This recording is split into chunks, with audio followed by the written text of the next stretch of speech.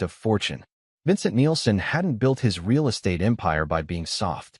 At 45, he possessed the sharp instincts of a predator beneath his tailored suits and genteel charm. His company, Meridian Properties, had transformed from a small investment firm into Phoenix's most formidable real estate development corporation over the past decade. The late afternoon sun streamed through the floor-to-ceiling windows of his downtown penthouse office as he studied the scale model of his latest project, a luxury residential complex that would redefine the city skyline. $3 billion. The largest development in Arizona's history. Vincent allowed himself a rare smile. "Mr. Nielsen, your wife is online too." His assistant's voice crackled through the intercom.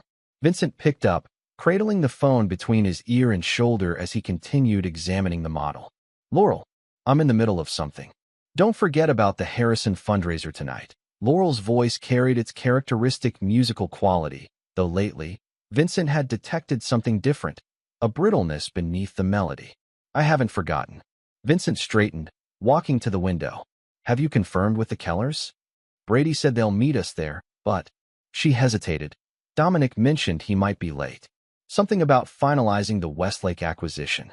Vincent's jaw tightened imperceptibly at the mention of Dominic Falco, his business partner of 7 years.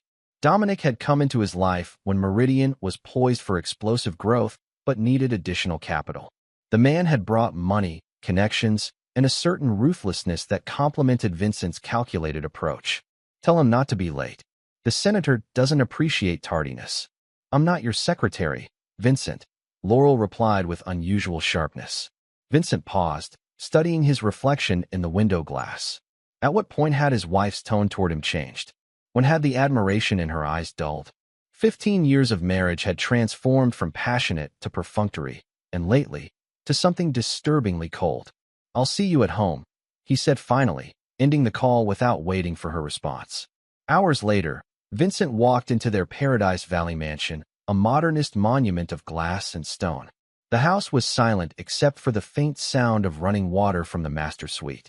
In the bedroom, Vincent found Laurel's phone lying on the unmade bed. He rarely invaded her privacy, not out of respect, but because he'd never felt the need. He trusted no one, but he controlled everything in his life with such precision that betrayal seemed implausible.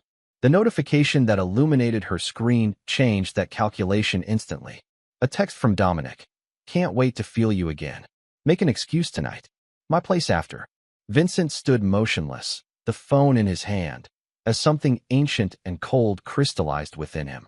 He wasn't surprised by the betrayal. In his world, loyalty was always conditional.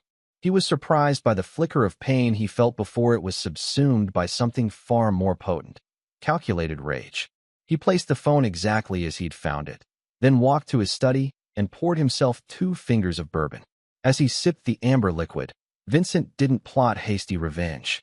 Instead, his mind worked like the architect he'd once been, designing a structure of vengeance so meticulous that by the time its scaffolding became visible, it would already be too late for those caught within it. Chapter 2. Foundations of Deceit. 3 months passed, and Vincent became a study in controlled observation. He never confronted Laurel about the text. Instead, he watched and waited, documenting patterns with clinical detachment. Tuesday afternoons. Thursday evenings when Vincent had standing meetings with overseas investors. Sunday mornings when he supposedly played golf. The affair operated like clockwork, and Vincent couldn't decide what disgusted him more, the betrayal itself or its predictable banality. In his private office at home, Vincent reviewed the files his private investigator had delivered. Photos of Laurel entering Dominic's downtown penthouse. Screenshots of texts detailing their liaisons. Call logs. Hotel receipts. A comprehensive dossier of infidelity. Mr. Nielsen? Benjamin Hayward, his longtime attorney and perhaps the closest thing Vincent had to a friend, entered the room. "You said it was urgent." Vincent gestured to the chair across from him. "I need to restructure Meridian's ownership. Is there something I should know?" Benjamin's weathered face registered concern.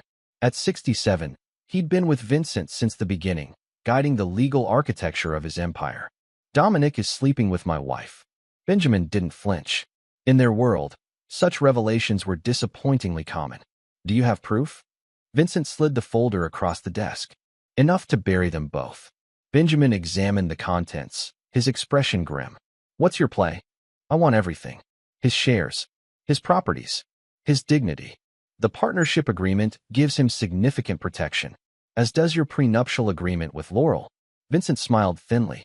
Legal agreements are just words on paper, Ben, and words can be reinterpreted.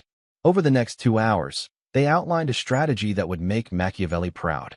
Vincent had always maintained multiple corporate structures, ownership stakes hidden within layers of LLCs and offshore entities. Now these would become weapons. The Westlake acquisition, Vincent said, referencing the major development project Dominic had spearheaded. I want control transferred to High Point Holdings. Benjamin frowned. Dominic doesn't know you control High Point. Exactly. We'll structure it as a joint venture. When the deal closes next month, ownership reverts fully to High Point under the secondary clause, which I doubt he's read closely. And his home. The mortgage is through Meridian Finance. I want to call on the loan. Benjamin removed his glasses, rubbing the bridge of his nose. Vincent, this is extreme. Have you considered simply divorcing Laurel and buying out Dominic's shares? Vincent leaned forward, his voice quiet. When someone takes what's mine, I don't negotiate. I annihilate. What Vincent didn't share was the deeper wound beneath his rage. Before Laurel, before his fortune, Vincent had grown up watching his father, a small construction contractor, lose everything when his business partner emptied their accounts and disappeared. The bankruptcy, the foreclosure, his father's subsequent suicide, these had forged Vincent's pathological need for control and his merciless response to betrayal. After Benjamin left, Vincent opened his desk drawer and removed a small velvet box. Inside lay the diamond earrings he'd bought for Laurel's upcoming birthday. He snapped the box shut and dropped it into the trash. That night at dinner, Vincent watched Laurel pushing food around her plate. Her raven hair fell forward, obscuring part of her face. Once, he would have reached across to tuck it behind her ear. Now, he simply observed the stranger his wife had become. The Westlake closing is next month, Vincent said casually. Dominic seems confident we'll double our investment within 2 years. Laurel looked up, her fork pausing midair. That's good news. He's been putting in a lot of hours on it. I'm impressed by his commitment. A flash of something, guilt, perhaps, crossed her features before she composed herself. He's always been dedicated. Dedicated, Vincent repeated, swirling the wine in his glass. Yes, Dominic has always taken what he wants, hasn't he? Later, as he worked in his study, Vincent received a text from an unknown number. Package delivered. All systems operational. The surveillance equipment had been installed in Dominic's penthouse. Now, Vincent would have eyes and ears in the inner sanctum of their betrayal. Chapter 3. The Invisible Hand. Melissa Porter prided herself on being a good sister. 2 years younger than Laurel, she'd always played the role of confidant and accomplice. So when Laurel had tearfully confessed her affair with Dominic 6 months ago, Melissa had provided alibis, excuses, and the emotional support her sister desperately needed. You deserve to be happy, Melissa had assured her. Vincent treats you like another acquisition. Now, seated across from Vincent in a discreet corner of an upscale restaurant, Melissa felt a chill despite the warm Arizona evening. Thank you for meeting me, Vincent said, his tone pleasant but his eyes cold. Melissa shifted uncomfortably. You said it was about Laurel's birthday surprise. In a manner of speaking, Vincent slid a manila envelope across the table. Open it. Inside were photos, Melissa dropping Laurel off at Dominic's building. Melissa answering Laurel's phone while her sister showered after a rendezvous. Melissa lying directly to Vincent's face about Laurel's whereabouts. I can explain, she stammered, her face draining of color. No need. Vincent's smile never reached his eyes. You're fired, effective immediately. Melissa's position as marketing director at one of Vincent's subsidiary companies had been her dream job. You can't. I already have. Security has packed your office. Your access was revoked 20 minutes ago.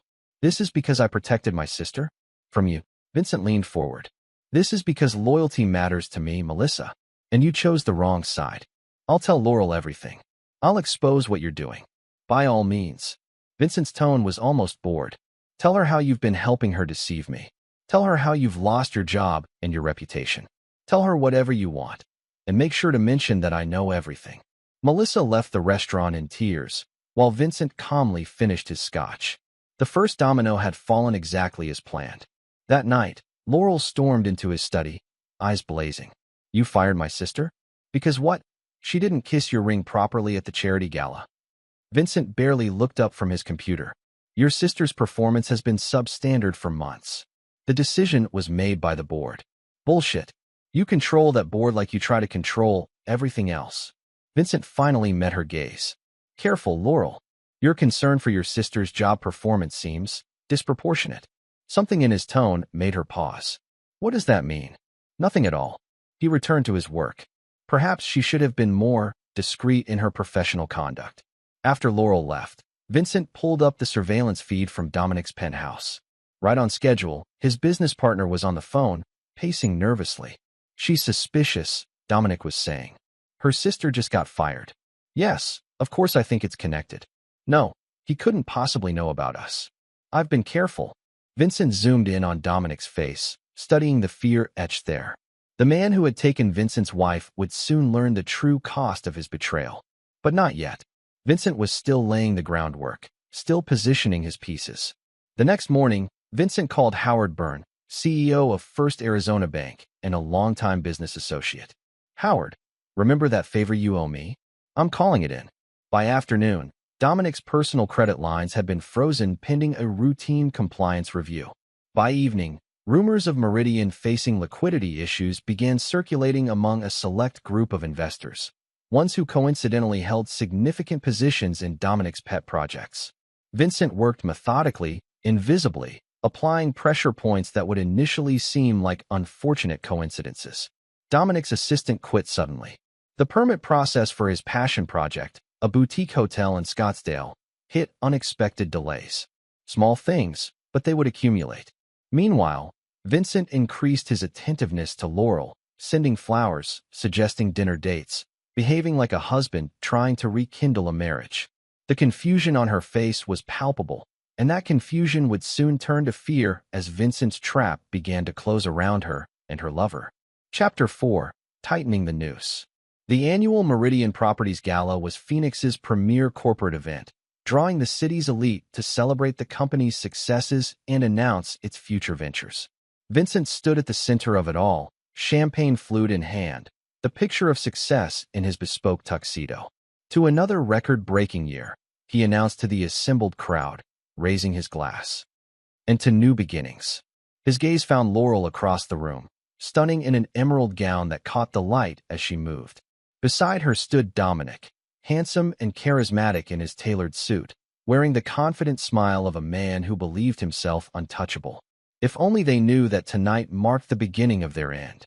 Vincent navigated through the crowd, accepting congratulations and discussing future projects. When he finally approached Laurel and Dominic, he embraced his business partner with practiced warmth. "The man of the hour," Dominic said, clapping Vincent on the shoulder. "The Westlake deal alone will put us on the national map." "About that," Vincent replied, lowering his voice conspiratorially. "I've been meaning to discuss some adjustments to the structure." Dominic's smile faltered slightly. "Adjustments? Everything's set for closing next week. Nothing significant. Just some tax considerations my team has raised. We'll discuss it Monday." Before Dominic could press further, Vincent turned to Laurel, taking her hand and brushing his lips against her knuckles. "You outshine everyone here." The confusion in her eyes was delicious. For weeks now, he'd been alternating between cold indifference and unexpected tenderness, keeping her off balance, making her question whether her affair remained undiscovered. "Dance with me," he said, not waiting for her response before leading her to the dance floor. As they moved to the music, bodies close but spirits separated by a chasm of deceit, Vincent whispered in her ear, "You smell like his cologne." Laurel stiffened in his arms. "What?" "Dominic's cologne. It's distinctive, isn't it? Sandalwood and something else, citrus, perhaps." The color drained from her face. "Vincent, not here," he murmured, maintaining his smile for the benefit of watching eyes. "Not now? But soon. We'll have a very interesting conversation, you and I." The remainder of the dance passed in tense silence, Laurel's body rigid with fear. When the music ended, Vincent escorted her back to their table, where Dominic waited with a brittle smile. "Everything all right?" he asked, noticing Laurel's pallor. "Perfect," Vincent replied, his hand resting possessively on Laurel's bare shoulder. "I was just telling my wife how grateful I am for her loyalty." The next morning, Vincent called an emergency board meeting. By afternoon, the rumors he'd strategically planted weeks ago had bloomed into full-blown concerns about Dominic's financial stability. The board, primed by Vincent's subtle manipulations, voted unanimously to restructure the Westlake deal, removing Dominic as lead and transferring primary oversight to High Point Holdings. When Dominic burst into Vincent's office later that day, his composure had evaporated entirely. "What the hell is going on?" he demanded, slamming the door. "You've undermined me with the board, frozen me out of Westlake, and now my bank accounts are being audited?" Vincent regarded him calmly from behind his desk. "Business is unpredictable, Dominic. Surely you understand that. This isn't business. This is personal. What have I done to deserve this?" Vincent stood slowly, walking to the bar cart to pour 2 glasses of whiskey. "What have you done?" An interesting question from a man who's been sleeping with my wife for the past 7 months. The blood drained from Dominic's face. "Vincent, I can explain." "No explanations necessary." Vincent handed him a glass with a smile that chilled the room. "In fact, I should thank you. You've shown me a vulnerability in my organization that needed addressing. Now I'm correcting it." "Is that what this is? A correction?"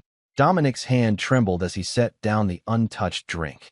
"Vincent, we can resolve this like businessmen. I'll end things with Laurel. I'll sell you my shares at a discount." "Generous, but inadequate." Vincent returned to his desk, pressing a button on his phone. "Security will escort you out. Your access has been revoked, and your personal items will be delivered to your home. You can't just push me out. I own 20% of Meridian." "Actually," Vincent opened a folder on his desk. "As of this morning, your shares have been transferred to cover your outstanding obligations to our subsidiary, High Point Holdings. It seems you signed quite a disadvantageous agreement during the Westlake restructuring." Dominic stared in disbelief as security entered the office. "This isn't over, Vincent." "Oh, but it is." Vincent smiled coldly. "And Dominic? I'd start packing. The bank is foreclosing on your penthouse tomorrow." That evening, Vincent returned home earlier than usual. He found Laurel in their bedroom, frantically packing a suitcase, her face streaked with tears. "Going somewhere?" he asked, leaning against the doorframe. She flinched at his voice, turning to face him with a mixture of fear and defiance. "I'm leaving you. Because I fired your lover today? Or because your sister lost her job covering for your affair?" Laurel's hands froze on the clothing she'd been folding. "How long have you known?" "Long enough to ensure that neither of you will ever recover." Vincent moved into the room, his presence filling the space. "Your lover has lost his company's shares, his home is being foreclosed, and his reputation in this city is finished." "You're a monster," she whispered. "No, Laurel. I'm simply a man who collects what he's owed." Chapter 5. The Confession. The Nielsen house had never felt so suffocating. For 3 days after Vincent's revelation, Laurel remained, trapped by shock and the sudden realization that her escape routes had been systematically eliminated. Dominic wasn't answering her calls. Melissa was unreachable, having apparently left town. And her own bank accounts, joint with Vincent, had been restricted to nominal withdrawals. Vincent continued his routine, leaving for work each morning and returning each evening as if nothing had changed. He spoke to her with cold civility, watching her deterioration with detached interest.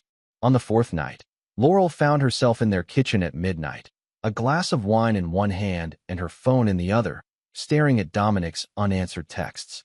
The sound of Vincent's footsteps made her look up. He stood in the doorway, dressed in silk pajama bottoms and nothing else, his physique a reminder of the power that had once attracted her to him.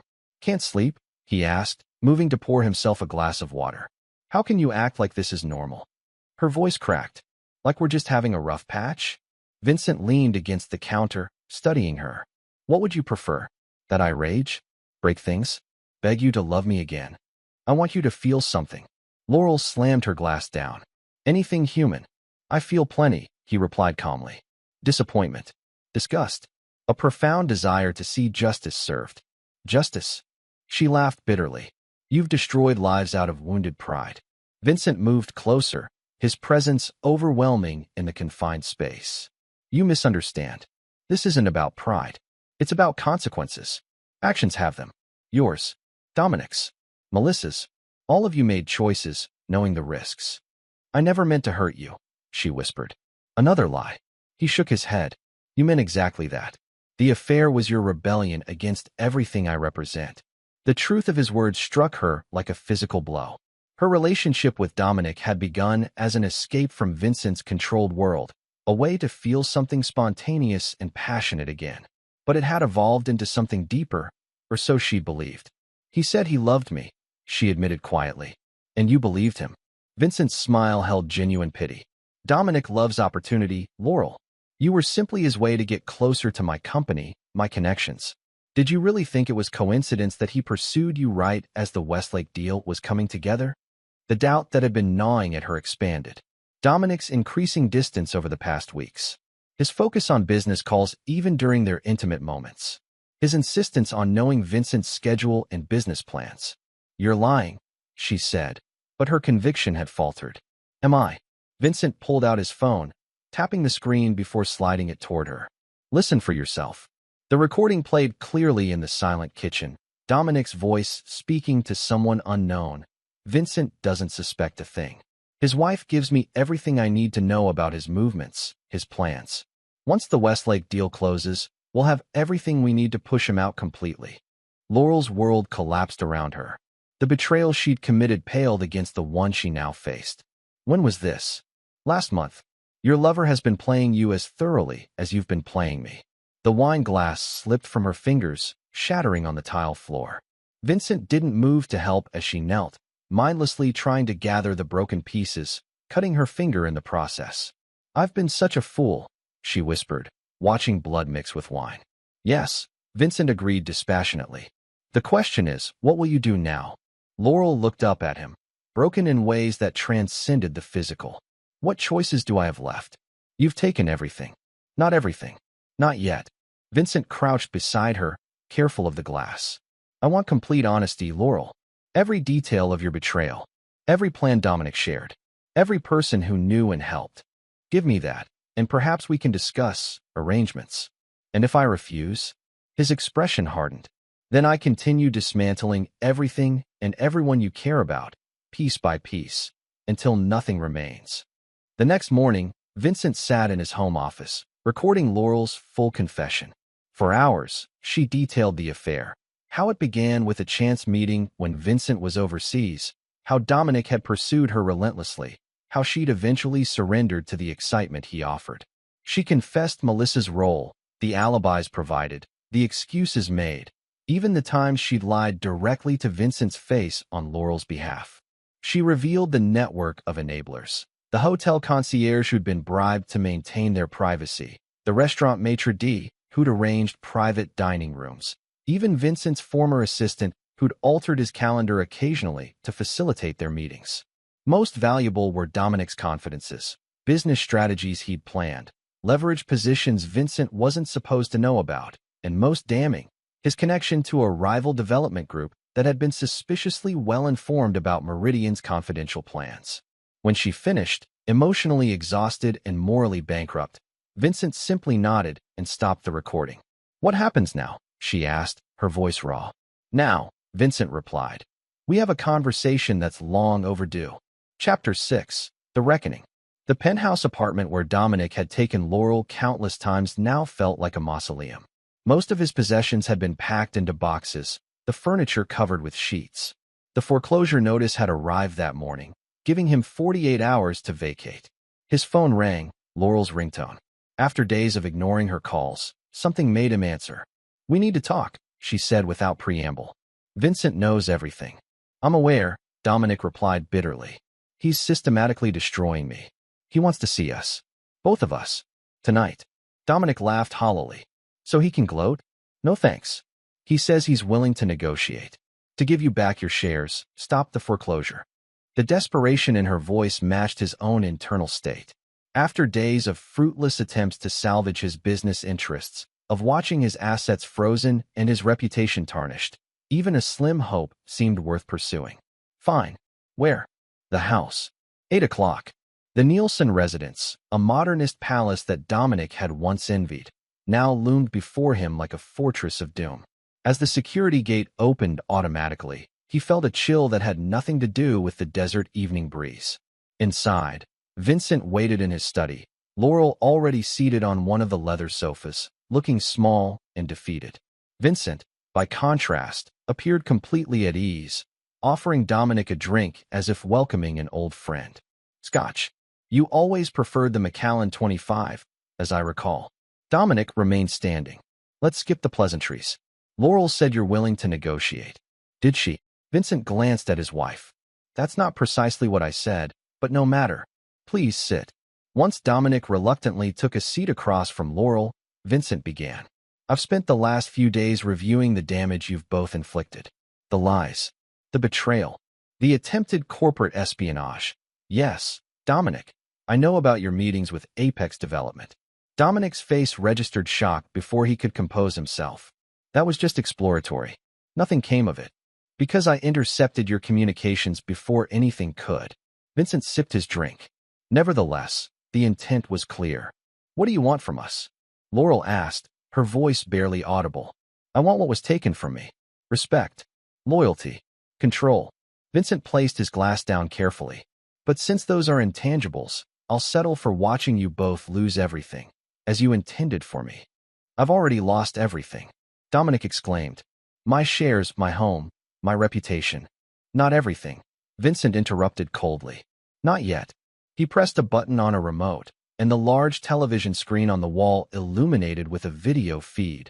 Dominic and Laurel in his penthouse, in the most private of moments.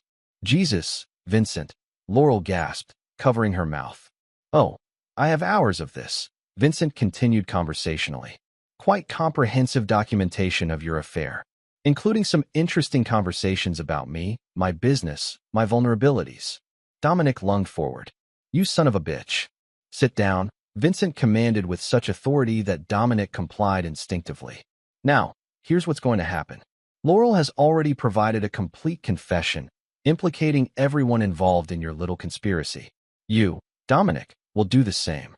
And if I refuse, then this footage goes to every board member, investor, and business associate you have left, along with evidence of your attempted corporate espionage, which, I remind you, is actually illegal.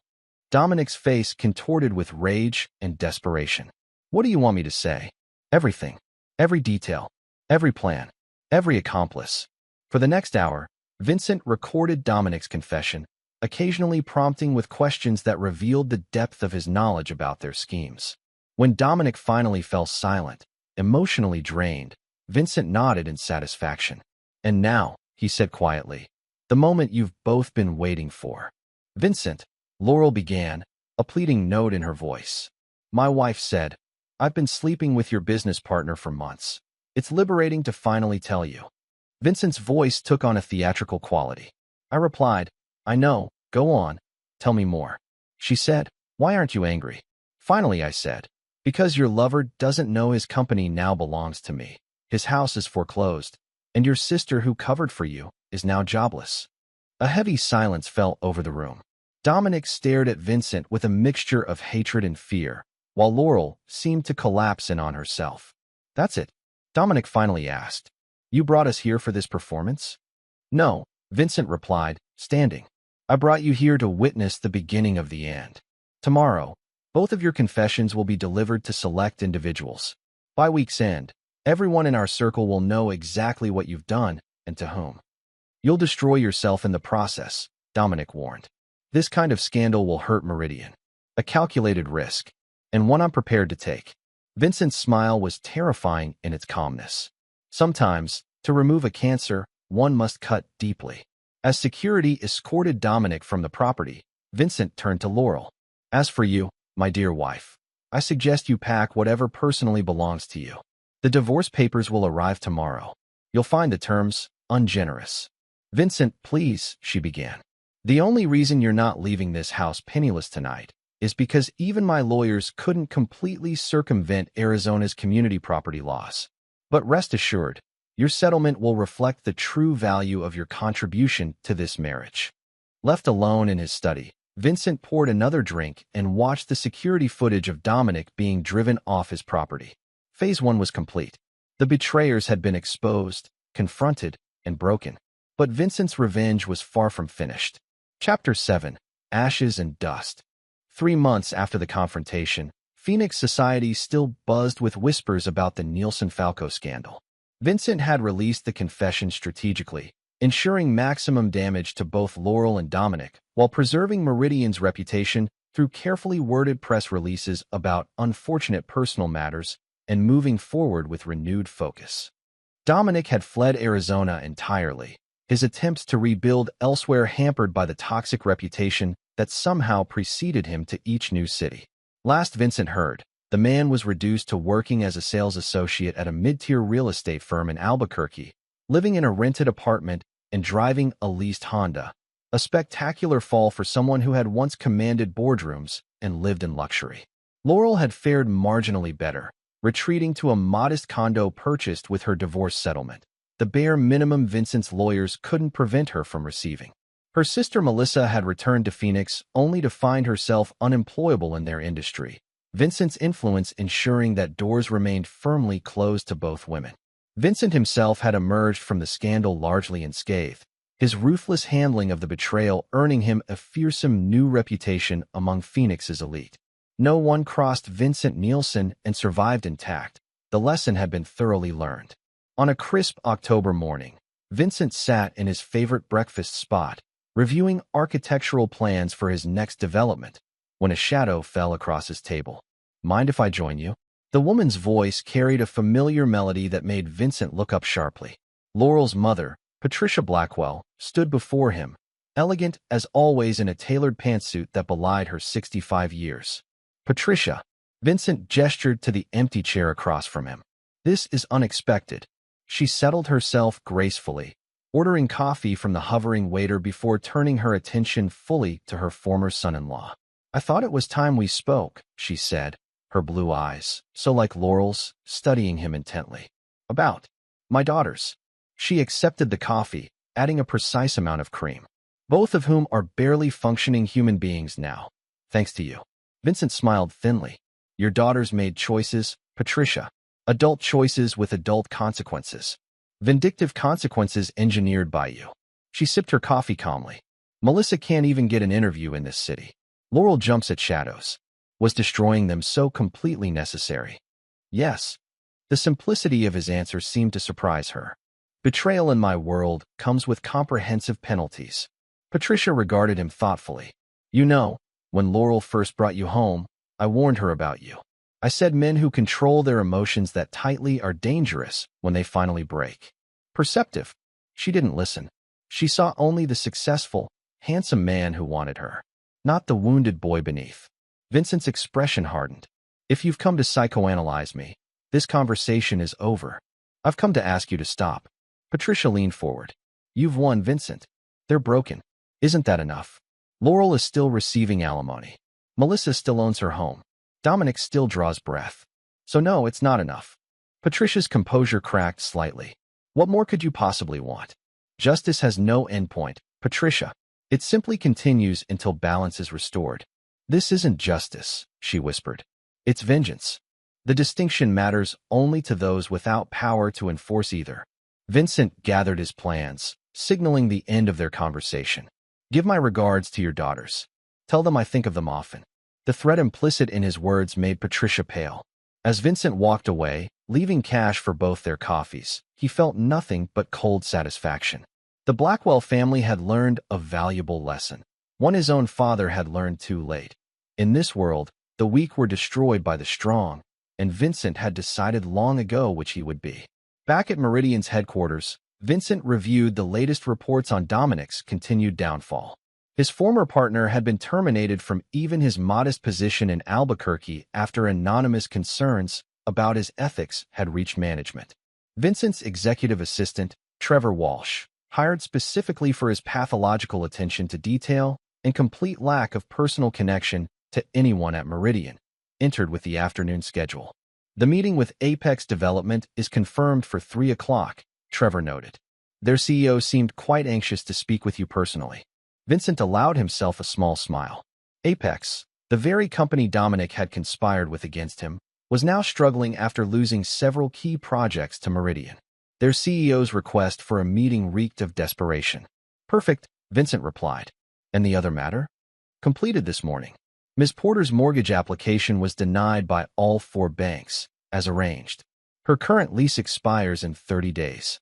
Melissa's attempt to purchase a small home in Tucson, far from Vincent's sphere of influence, had been her latest effort to rebuild. An effort Vincent had quietly ensured would fail. Some might call his continued pursuit of vengeance excessive. Vincent considered it thorough. The people who had betrayed him needed to understand that their punishment had no expiration date, that his memory and reach were infinite. That evening, as Vincent worked late in his office, his private line rang, a number known to very few. "Nielsen," he answered. "It's Benjamin." His lawyer's voice sounded strained. "There's something you should know. Dominic Falco committed suicide this afternoon." Vincent's hand stilled on the pen he'd been holding, but his voice remained steady. "Details. Gunshot. In his apartment in Albuquerque. He left a note naming you specifically, Vincent. This could get messy." "Handle it," Vincent replied simply. "Make sure any investigation concludes quickly and quietly." After hanging up, Vincent walked to the window, gazing out at the Phoenix skyline he'd helped shape. Dominic's death should have felt like the culmination of his revenge, a victory to be savored. Instead, he felt oddly hollow. Not from guilt. Vincent Nielsen didn't experience that particular emotion. Rather, from the anticlimactic nature of Dominic's final surrender. The man had escaped the full measure of Vincent's planned retribution by taking matters into his own hands. It was, Vincent reflected, the first and only time Dominic had successfully outmaneuvered him. Chapter 8. Blood Ties. Vincent hadn't expected to see Laurel again. The divorce had been finalized, their assets divided, grossly in his favor, and their social circles had zero overlap since he'd methodically excluded her from Phoenix society. Yet here she stood in the lobby of Meridian Properties, looking thinner than he remembered, her once lustrous hair pulled back in a severe ponytail that emphasized the sharp angles of her face. "Ms. Blackwell," Trevor addressed her coldly, using her maiden name as Vincent had instructed all staff to do. "You don't have an appointment." "I need 5 minutes," Laurel replied, her eyes fixed on Vincent as he emerged from the elevator. "Please." Vincent considered simply walking past her, but curiosity won out. 5 minutes, he agreed, gesturing toward a small conference room off the lobby. Once inside, with the door closed against curious eyes, Laurel's composure crumpled. "Dominic is dead because of you." "Dominic is dead because of Dominic," Vincent corrected, remaining standing while she sank into a chair. "His choices led him there. You drove him to it. The constant pressure, the blacklisting, the harassment." "The consequences," Vincent interrupted. "Nothing more." Laurel stared at him, really seeing him perhaps for the first time. "What happened to you? What made you this way?" "Life happened, Laurel. Reality happened." Vincent checked his watch. "You have 3 minutes remaining." She took a deep breath, visibly gathering herself. "I'm pregnant." The words hung in the air between them, momentarily disrupting Vincent's implacable calm. "Pregnant? For months." Her hand moved protectively to her still flat stomach. "It's Dominic's." Vincent processed this unexpected development with rapid calculations. "And you're telling me this because?" "Because I have nothing left," she admitted, her voice breaking. "My reputation is destroyed. My savings are nearly gone. My family can barely support themselves, let alone help me. I can't raise this child alone." "You want money." Vincent's voice was flat. "I want peace," Laurel corrected. "For this child. For me. For what's left of my family." "Name your price, Vincent. What will it take for you to end this vendetta?" Vincent studied her, this broken version of the woman he'd once desired enough to marry. Her pregnancy complicated matters, introducing an innocent party into the equation, one who carried Dominic's blood but bore no responsibility for his sins. "The child changes nothing," he said finally. "Your suffering is the consequence of your choices, not my vindictiveness." "Then why continue pursuing Melissa? Why block my mother's business loan last month? Why have Dominic fired from a job that posed no threat to you?" "Because examples must be made. Because betrayal demanded complete retribution. Because Vincent Nielsen never left enemies with the capacity to rise again." You have 1 minute left, he said instead of answering. Laurel stood, dignity reasserting itself through her desperation. Then I'll use it to tell you this. I'm having this baby. And someday, when they're old enough to understand, I'll tell them exactly who their father was and exactly who destroyed him. I'll tell them about the great Vincent Nielsen, who built an empire but couldn't bear a personal slight without scorching the earth in response. Threats don't become you, Laurel. It's not a threat. It's a promise. Her eyes held his steadily. You may control everything else, but you can't control what I teach Dominic's child about you. After she left, Vincent remained in the conference room, turning this new development over in his mind. A child, Dominic's legacy continuing despite the man's destruction. The notion disturbed him in ways he hadn't anticipated. That evening, Vincent visited the cemetery where his father was buried. He rarely came here, finding little value in communing with the dead, but today felt different.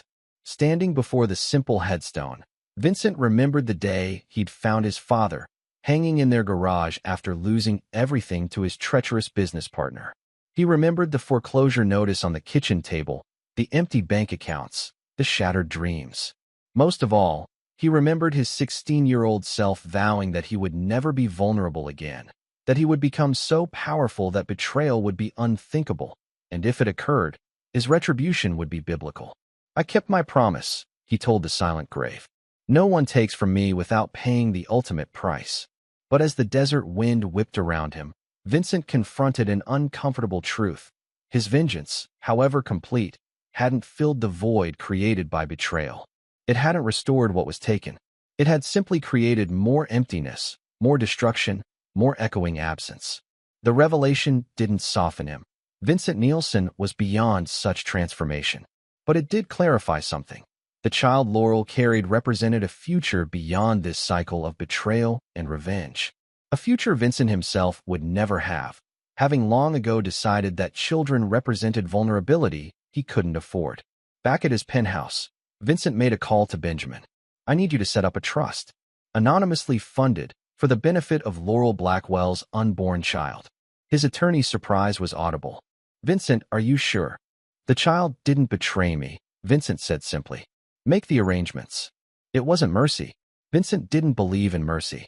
It was simply his acknowledgement that vengeance, like everything else, had its proper limits. Chapter 9. Indelible Ink. 1 year after Dominic's suicide, Vincent stood at the pinnacle of his success. Meridian Properties had expanded into 3 new states. The Westlake development had doubled in value, and Vincent's personal fortune had increased accordingly. The scandal that had once threatened to destabilize his empire had instead become a cautionary tale in business circles. Cross Vincent Nielsen and prepare for annihilation. His reputation for ruthlessness had become an asset, intimidating competitors and ensuring absolute loyalty from employees who witnessed firsthand the consequences of betrayal. On this particular morning, Vincent reviewed surveillance photos his private investigator had delivered. Laurel, 7 months after giving birth, pushing a stroller through a park in Portland, Oregon. Her mother walking beside her, apparently having relocated to support her daughter. Melissa, working at a small marketing firm that remained safely outside Vincent's sphere of influence. The Blackwell women had finally understood the fundamental rule. Stay far away from Vincent Nielsen's world, and perhaps you might be permitted to rebuild some semblance of a life. The trust Vincent had established for Dominic's child, a boy named Alexander, according to his sources, would ensure the child's education and basic needs without ever revealing Vincent's involvement. Not mercy, but a calculated decision to end the bloodline of vengeance with his generation. Trevor knocked and entered, looking uncharacteristically hesitant. Mr. Nielsen, there's a Detective Morales here to see you. He says it's regarding Harrison Abernathy. Vincent frowned. Harrison Abernathy had been the concierge who facilitated Laurel and Dominic's hotel meetings, one of the many enablers Vincent had systematically ruined over the past year. Send him in. Detective Gabriel Morales entered with the confident stride of a man comfortable with his authority. Mr. Nielsen, thank you for seeing me without an appointment. What's this about, Detective? Harrison Abernathy was found dead in his apartment last night. Apparent suicide, though we're investigating all possibilities. Vincent's expression remained neutral. Unfortunate, but I fail to see the connection to me. Mr. Abernathy left a rather detailed note. Morales continued, studying Vincent carefully, naming you as the architect of his downfall. Similar, in fact, to the note Dominic Falco left last year. People in difficult circumstances often look for someone to blame, Vincent replied smoothly. I haven't seen or spoken to Abernathy in over a year. And yet, Morales persisted, he lost his job at the Westmont Hotel the day after your divorce was finalized. Subsequently found himself blacklisted from every hospitality position in the state. Recently lost his apartment when the building was purchased by a subsidiary of, he checked his notes, High Point Holdings. Business transactions that affected Mr. Abernathy peripherally are hardly my responsibility. Morales smiled thinly. Mr. Nielsen, I've spent the morning reviewing similar patterns surrounding several individuals connected to your ex-wife and former business partner. The systematic destruction of their lives shows a remarkable consistency. Coincidences happen, detective. Not like this. Morales leaned forward. I'm going to be looking very closely at these coincidences, Mr. Nielsen. Very closely indeed. After the detective left, Vincent remained still, contemplating this unexpected development. Detective Morales represented something Vincent had rarely encountered. Someone completely outside his sphere of influence, immune to his money and power, dedicated to uncovering truths Vincent preferred buried. For the first time in years, Vincent faced an adversary he couldn't simply crush through financial or social means. Later that evening, at home, Vincent opened his father's old wooden box, one of the few possessions he'd kept from childhood. Inside lay newspaper clippings about his father's suicide, the bankruptcy filing, and most significantly, a faded photograph of Richard Harmon, his father's business partner who had stolen everything and disappeared. Vincent had tracked Harmon down 15 years ago, finding him living comfortably under a new name in Florida. He'd considered various forms of revenge, but ultimately decided on something more elegant. He'd purchased the man's mortgage through a shell company and simply left it alone, allowing Harmon to live in blissful ignorance that his home, his safety, was actually controlled by the son of the man he'd destroyed. Vincent had been saving that particular card to play in his darkest moment, when he needed the purest satisfaction revenge could offer. He'd imagined confronting Harmon, revealing himself, watching recognition and fear dawn on the man's face before destroying him completely. Now, with Detective Morales investigating, that long-planned revenge might need to serve a different purpose. The next morning, Vincent contacted Benjamin with new instructions. By evening, Richard Harmon's comfortable retirement had been upended by a foreclosure notice, followed by IRS audit notifications and the sudden freezing of his accounts. 2 days later, Vincent received the news. Richard Harmon had suffered a fatal heart attack while arguing with bank officials about his suddenly dire financial situation. When Detective Morales returned the following week, Vincent was prepared. I've been looking into your past, Mr. Nielsen, Morales began without preamble. Specifically, your father's suicide after being defrauded by his business partner. Ancient history, Vincent replied evenly. Not so ancient. Richard Harmon died last week under circumstances reminiscent of your other projects. Vincent slid a folder across the desk. Perhaps this will clarify matters, Detective.